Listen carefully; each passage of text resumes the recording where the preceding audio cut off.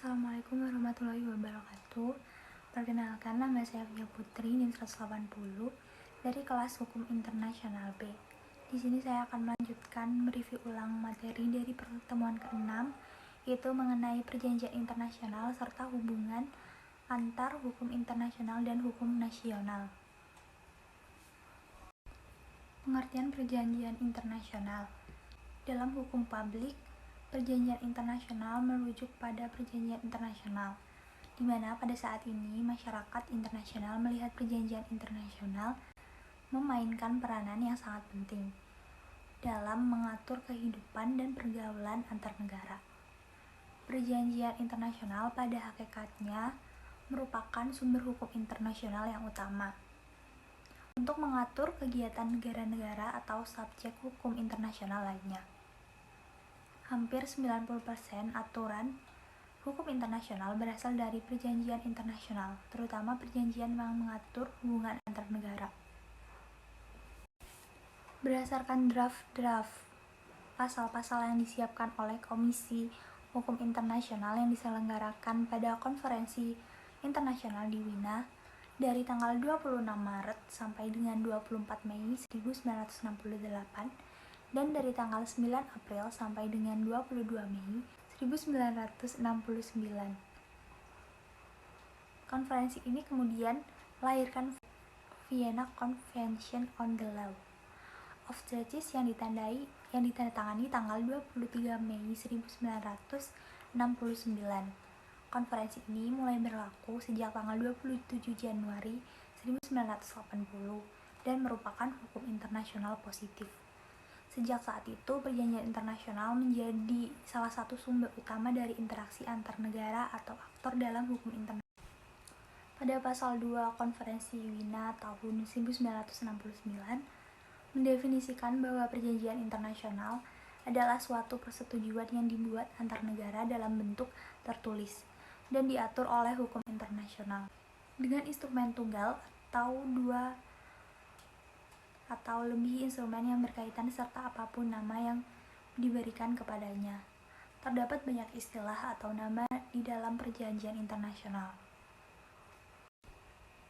Pengakuan negara sebagai bentuk subjek hukum internasional mempunyai kapasitas penuh untuk membuat perjanjian internasional, yang dimana hal ini tercantum pada kelanjutan pasal 6. Organisasi internasional juga dapat membuat perjanjian dengan syarat kehendak dari negara-negara anggota. Setiap perjanjian internasional yang diinisiasi oleh organisasi internasional harus dengan kehendak negara anggotanya. Pada pasal 6 Konferensi Wina ada pembatasan untuk perjanjian internasional yang dapat dilaksanakan oleh gerakan-gerakan pembebas. Ini diakui tetapi sifatnya selektif dan terbatas. Selektif sendiri yaitu artinya gerakan tersebut harus diakui oleh kawasan di mana gerakan tersebut berada. Sedangkan terbatas artinya keikutsertaan gerakan dalam perjanjian ialah untuk melaksanakan kegiatan gerakan yang diberikan oleh negara merdeka. Meskipun pada era 20 ini menjadi salah satu tantangan bagi gerakan pembebasan, ketika kolonialisme atau ketika penjajahan internasional masih berlangsung, tidak akan menjadi masalah ketika gerakan-gerakan pembebasan ini mengklaim dirinya sebagai subjek hukum internasional, serta bisa melakukan perjanjian internasional. Hal ini terjadi pada Organisasi Pembebasan Palestina, tetapi sekarang ini menjadi sulit dengan adanya sovereignty pasal 2 ayat 4 Piagam PBB. Kemudian ada rezim hukum internasional. Jadi perjanjian internasional ini poinnya yaitu harus tunduk pada hukum internasional, bukan pada hukum nasional. Meskipun perjanjian itu dibuat oleh negara ataupun organisasi internasional ataupun multinational corporation, tetapi jika dituduh pada suatu hukum nasional tertentu yang dipilih, maka perjanjian tersebut bukan perjanjian internasional. Jika kita coba lihat terhadap perjanjian antara Indonesia dengan Freeport, Indonesia dituduh pada aturan hukum internasional.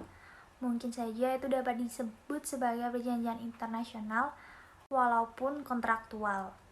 Akan tetapi, jika melihat klausa CALFO yang ada di Meksiko, itu jelas bahwa perjanjian antar mereka tersebut tunduk pada aturan hukum nasional di Meksiko. Maka hal ini masuk dalam kategori hukum nasional, tidak masuk ke dalam kategori hukum internasional. Cara melihatnya yaitu pada rezim mana yang mereka tunduk. Jika rezimnya hukum nasional, maka itulah adalah hukum nasional. Tetapi jika itu hukum internasional, maka termasuk kategori perjanjian internasional. Ada beberapa istilah yang membuat kita sulit memahami apa itu perjanjian internasional. Contohnya convention yang biasanya bersifat multilateral, agreement bersifat bilateral, protokol yang merupakan tambahan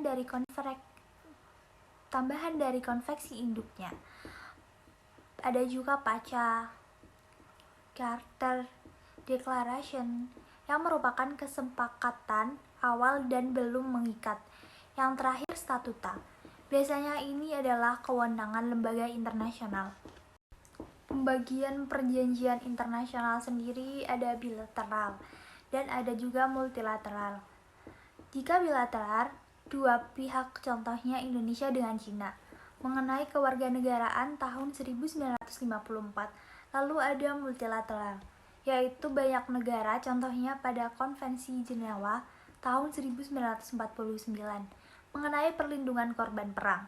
Kemudian pembagian kedua dalam perjanjian internasional ada yang disebut sebagai treaty contract dan lawmaking treaties. Treaty contract itu perjanjian seperti dalam hukum perdata, dan itu hanya mengakibatkan hak serta kewajiban antara para pihak yang mengadakan perjanjian itu. Sedangkan yang kedua ada lawmaking treaties, yaitu perjanjian yang meletakkan ketentuan atau kaidah hukum bagi masyarakat internasional sebagai keseluruhan. Contohnya Konvensi tahun 1949 mengenai perlindungan korban perang, Konvensi tahun 1948 mengenai hukum laut, Konvensi Vienna tahun 1960 mengenai hubungan diplomatik. Disebut law-making treaties karena dia merupakan dasar dari hubungan antar negara-negara. Perbedaan dari treaty contract dan lawmaking treaties dapat dilihat apabila menyangkut pihak ketiga. Pihak ketiga ini umumnya tidak bisa turut serta dalam treaty contract. Jika berbicara tentang treaty contract, ialah mengatur urusan di antara negara-negara dalam perjanjian itu, dengan kata lain, pihak ketiga yang tidak berkepentingan. Hal yang berbeda terkait pihak ketiga terjadi pada lawmaking treaties, yang mana pada perjanjian ini selalu terungkap kesempatan bagi pihak lain yang tidak turut serta dalam perjanjian, karena yang ia diatur adalah masalah umum mengenai semua negara. Jadi pihak ketiga dapat ikut serta jika di lawmaking treaties. Syarat syahnya perjanjian internasional dalam perjalanan internasional yaitu jika kita mengatakan sepakat pada perjanjian internasional, misalkan tentang Montreal Protocol, sepakat semuanya menurunkan gas remisi di karbon di dunia. Sepakat itu bukan terkait untuk terikat, maka para pihak misalkan yang menjadi parti atau pihak dalam perjanjian internasional tersebut harus melakukan ratifikasi. Pada tahapan pembuatan perjanjian itu, ada perundingan yang biasanya dari delegasi-delegasi berbagai negara, lalu diterima naskahnya atau adoption of the text, lalu kesaksian naskahnya yaitu authentication of the text, kemudian ada persetujuan mengikatkan diri. Yaitu consent to the bond, yang memiliki penandatanganan dan pengesahan. Jika di Indonesia, delegasi harus datang ke Komisi D di DPR terkait dengan isu tersebut. Lalu bagaimana antar eksekutif dan legislatif? Apakah setuju atau tidak dengan perjanjian ini? Jadi ada check dan balance-nya, tergantung pada sistem pemerintahan di masing-masing negara. Akibat dari menandatangani suatu perjanjian internasional, pada pasal 26 Konvensi Wina menyatakan bahwa tiap-tiap perjanjian yang berlaku mengikat negara-negara yang melaksanakannya dan harus dilaksanakan dengan itikat baik atau in good faith. Pelaksanaan perjanjian itu dilakukan oleh organ-organ negara yang harus mengambil tindakan yang diperlakukan untuk menjamin pelaksanaannya. Kemudian dalam hal ini ada satu prinsip hukum umum yang disebut sebagai fakta sunt servanda. Jadi perjanjian itu mengikat apabila sudah ditandatangani dan diklarifikasi untuk mengikat bagi pihak lain atau negara ketiga. Contohnya ialah parti yang tidak ikut serta dalam perjanjian ini, mereka dapat menimbulkan akibat bagi pihak ketiga atas persetujuan mereka. Ketika mereka mengikatkan diri tetapi juga menimbulkan akibat pada negara ketiga tanpa persetujuan negara tersebut. Contohnya pada pasal 2 ayat 6 Piagam PBB, bahwa negara-negara bukan anggota PBB harus bertindak sesuai dengan asas PBB sejauh mungkin bila dianggap perlu untuk perdamaian dan keamanan internasional. Berakhirnya perjanjian internasional yaitu sesuai dengan ketentuan perjanjian itu sendiri atas persetujuan kemudian yang dituangkan dalam perjanjian itu tersendiri dan akibat-akibat peristiwa-peristiwa tertentu yaitu tidak dilaksanakannya perjanjian serta perubahan keadaan yang bersifat mendasar pada negara anggota dan timbulnya norma hukum internasional yang baru. Kemudian hubungan antara hukum internasional dan juga hukum nasional. Jika mencoba memahami pembahasan mengenai hubungan antara hukum internasional dengan hukum nasional, maka harus dilihat pada dua pendekatan teoritis. Teori yang pertama itu dikenal sebagai teori monisme dan yang kedua yaitu dualisme. Jika monisme, dia menganggap bahwa hukum internasional dan hukum nasional ialah dua aspek yang sama dari suatu sistem hukumnya. Sementara teori dualisme, dia melihat bahwa hukum internasional dan juga hukum nasional ialah dua sistem hukum yang berbeda. Jika menurut dualisme, hukum internasional memiliki satu karakter yang berbeda secara intrinsik dari hukum nasional karena melibatkan sejumlah besar sistem hukum domestik. Maka teori dualisme ini disebut sebagai teori pluralistik. Teori monisme menganggap semua hukum sebagai suatu kesatuan tunggal yang tersusun dari kaidah-kaidah hukum yang mengikat, baik kaidah yang mengikat negara-negara, individu, atau kesatuan-kesatuan lain yang bukan negara. Intinya ialah semua terikat oleh satu hukum, baik itu hukum nasional maupun hukum internasional. Sedangkan dualisme, pendukung utama dari teori ini, terutama Triple dan Anzilotti, mereka mengatakan ada yang disebut sebagai teori kehendak. Hal ini wajar jika kita menganggap bahwa hukum nasional ialah sistem yang terpisah dari hukum internasional. Dan menurut Triple ada dua perbedaan fundamental di antara kedua sistem hukum itu. Yang pertama, subjek hukum nasional itu individu, tetapi jika hukum internasional ialah hanya negara. Lalu yang kedua, sumber hukumnya juga berbeda. Jika hukum nasional itu kehendak negara itu sendiri, tetapi jika hukum internasional itu kehendak bersama atau kehendak negara-negara di dunia. Dualisme mengatakan hukum nasional itu lebih kuat dibandingkan hukum internasional. Hukum nasional memiliki kekuatan yang mengikat, yang penuh dan sempurna jika dibandingkan dengan hukum internasional lebih banyak bersifat mengatur hubungan negara-negara secara horizontal.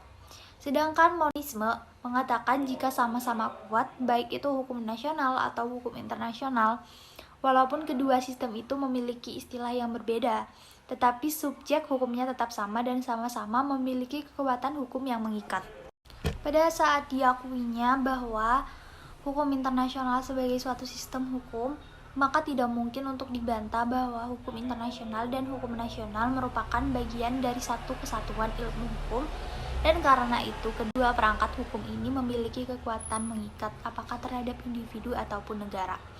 Praktek Inggris, jika kita lihat di Inggris, mereka kaidah hukum internasional yang merupakan bagian dari hukum negara atau law of land, serta akan diberlakukan seperti demikian oleh pengadilan-pengadilan nasional Inggris dengan dua syarat penting. Jika dilihat, ini merupakan monisme. Dua syarat pentingnya yaitu kaidah-kaidah tersebut tidak bertentangan dengan perundang-undangan yang berlaku di Inggris. Ini termasuk dualisme. Dan yang kedua, jika kaidah-kaidah tersebut telah diakui oleh pengadilan-pengadilan tinggi di Inggris, maka praktek Amerika. Dalam hal kaidah-kaidah hukum internasional, praktek Amerika ini mirip dengan praktek Inggris karena kaidah tersebut dilaksanakan sebagai hukum nasional. Di luar Inggris dan Amerika, sebagian besar negara-negara kaidah hukum internasional ditetapkan sebagai bagian dari hukum internasional pengadilan nasional, tanpa perlu adanya tindakan khusus dengan ketentuan bahwa tidak ada konflik dengan hukum nasional yang berlaku, tetapi dia dualisme juga. Pada umumnya ada suatu bobot tertentu yang dapat dilihat dari praktek negara yang mensyaratkan bahwa dalam pengadilan nasional yang paling utama diperhatikan yaitu hukum nasional, tanpa memandang dapat diterapkannya hukum internasional. Oleh karena itu, menyerahkan masalah-masalah pelanggaran hukum internasional kepada prosedur diplomatik. Mungkin sekian yang bisa saya sampaikan. Mohon maaf bila ada kesalahan. Wassalamualaikum warahmatullahi wabarakatuh.